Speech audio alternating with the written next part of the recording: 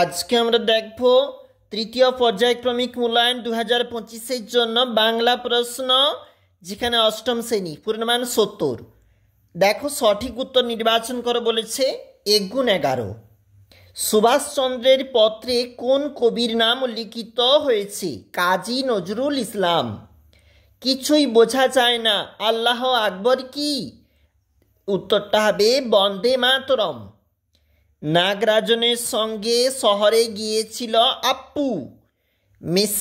মাসি পিসিরা কোন ট্রেনে চাল তোলে? লালগোলা বনগাঁয়। স্বাধীনতা একটি শক্তিশালী বীজ প্রবাহ। তার কড়ি গাছে কড়ি হল লক্ষ্মী এলেন রণপায়ে। যে সব পদের সমাস হয় তাদের প্রত্যেকটিকে বলা হয় সমস্যমান পদ। পরের পৃষ্ঠায় যে ক্রিয়া এখন সংগঠিত হচ্ছে তাকে বলে ঘটমান বর্তমান। দ্বিগু সমাস কয় প্রকার? 2 প্রকার। আপনাদিগের চলিত ভাষা রূপটি হল আপনাদের। ওদেরকে সাধু ভাষা রূপটি হবে উহাদিগকে। এই প্রশ্নগুলি কিন্তু 1 × 13 অর্থাৎ 1 নাম্বার করে রয়েছে এগুলি। চলে যাব পরবর্তী পেজ।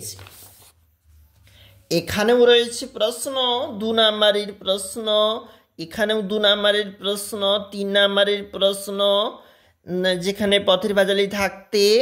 এছাড়াও বড় প্রশ্ন আবার রয়েছে 5 নাম্বারের।